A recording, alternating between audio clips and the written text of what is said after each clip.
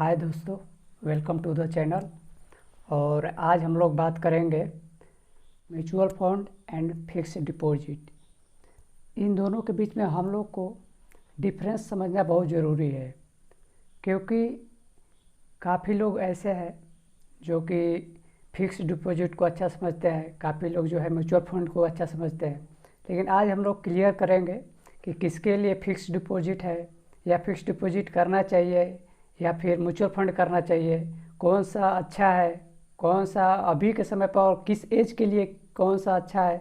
ये अभी अभी हम लोग इसी के बारे में चर्चा करेंगे। तो आज का जो निफ्टी और सेंसेक्स का जो स्कोर कार्ड है वो आप लोग देख सकते हैं यहाँ पे। सबसे पहले बात करते हैं फिक्स्ड डिपॉजिट का।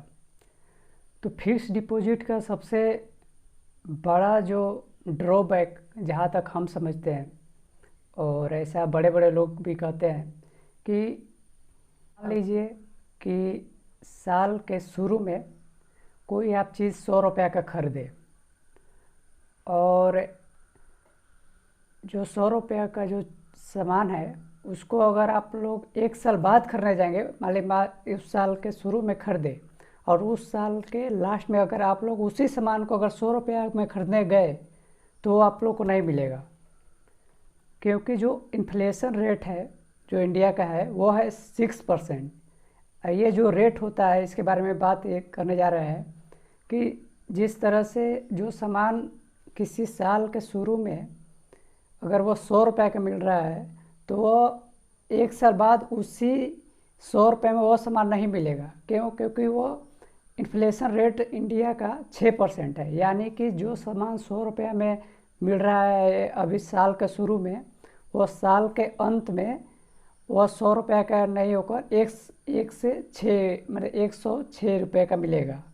तो आप लोग यहाँ समझ सकते हैं। सबसे पहले ये आगे हम लोग बात करें इन्फ्लेशन रेट, जो इंडिया का एवरेज यही रहता है 5, 6, 7। आने वाले समय में अब देखेंगे क्या होता है, लेकिन अभी जो एवरेज चल रहा है 5, 6, 7।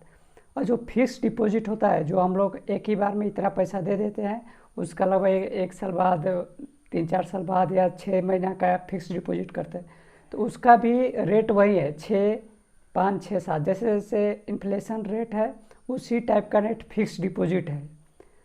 तो शुरू में मिल रहा था 100 का, वह सामान एक साल बाद तो 100 में मिलेगा नहीं। तो जो फिक्स डिपॉजिट है वह हेल्प करता है कि वह सामान आप फिर से मतलब कि ले सकते हैं। वो आपका इतना इंटरेस्ट देता है कि वह सामान आप वो ले सकते हैं, लेकिन बचा आप कुछ नहीं सकते।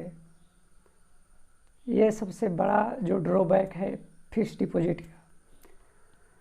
तो अब हम लोग बात करते हैं म्यूचुअल फंड का। तो म्यूचुअल फंड का जो एवरेज है, अगर एवरेज देखा जाए रिटर्न, तो वो है 17 to 18।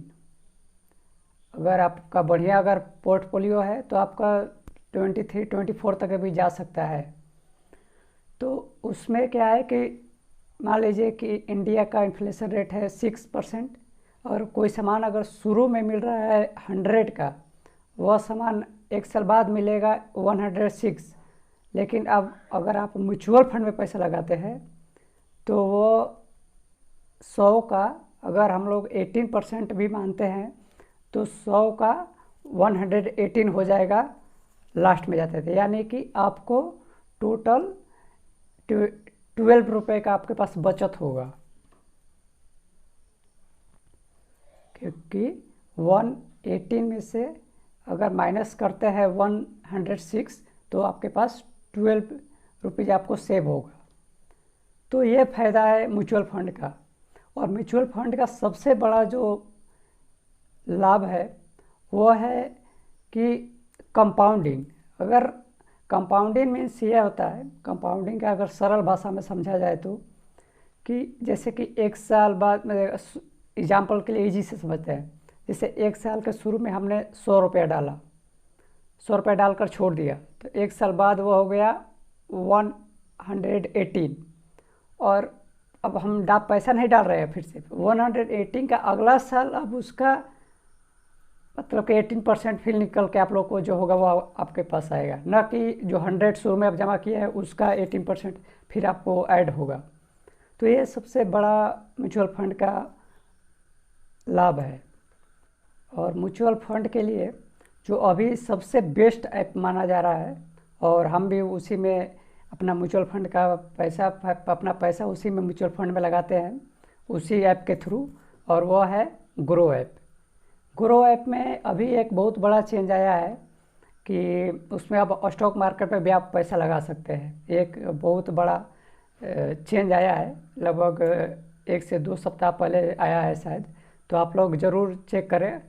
और अभी तो हम लोग स्टॉक मार्केट में हम जीरोधा से लगाते हैं, तो आप लोग अगर केवल ग्रो ऐप ले लेते हैं तो भी आप स्टॉक मार्केट में पैसा लगा सकते हैं। अब हम लोग बात करते हैं कि म्यूचुअल फंड में 18 से 20 से 23 के आगे कैसे, अगर हम लोग बढ़ना है 18 से ज़्यादा अगर हम लोग को इंटरेस्ट पाना है तो कैसे किया जाए। तो इसमें एक चीज़ तो है कि रिस्क तो है, लेकिन रिस्क को मिनिमाइज किया जाता है म्यूचुअल फंड में। म्यूचुअल फंड में क्या होता है कि जब अपना एक पैसा अगर आप लगाते हैं ग्रो ऐप के थ्रू, तो आपके जो ब्रोकर होते हैं, जो आपके रेख देख करने में जो आपके पैसे लेते हैं, वो क्या करते हैं कि अलग अलग कंपनी में आपका पैसा लगाते हैं। कोई इक्विटी में लगा दिया, कोई मिड कैंप, स्मॉल कैंप में। तो उसमें आपका पैसा काफ़ी हद तक सुरक्षित रहता है। रिस्क थोड़ा सा तो रहता है। अगर आप लोग को हाई रिटर्न बनाना है तो रिस्क तो लेना पड़ेगा, ये तो है। लेकिन रिस्क को कितना मिनिमाइज किया जाता है, ये इसके लिए म्यूचुअल फंड बहुत अच्छा है। लगभग मिनिमाइज किया जाता है उस पर रिस्क को। तो अभी तो हम लोग नए हैं, तो हम लोग तो रिस्क लेना तो ज़रूरी है, तो रिस्क तो लेंगे ही हम लोग। तो चलिए मिलते हैं नेक्स्ट वीडियो में। Bye bye.